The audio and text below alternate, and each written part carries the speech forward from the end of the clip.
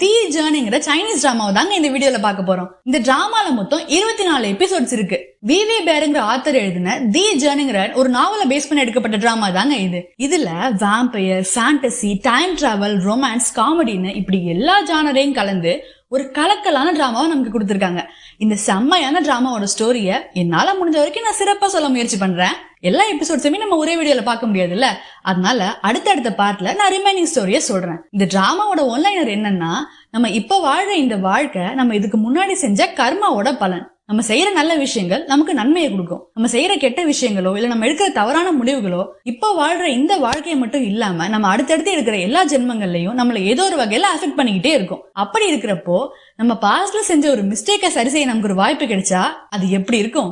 அப்படி பாஸ்ட்ல செஞ்ச தவறான செயல்களால இப்ப பிரசன்ட்ல கஷ்டப்பட்டுட்டு இருக்கிறவங்களோட பிரச்சனை என்னன்னு கேட்டு தெரிஞ்சுக்கிட்டு அதை சரி செஞ்சு அவங்களோட பிரசன்ட் லைஃப் அழகாக்குறாங்க நம்ம ஹீரோயின்.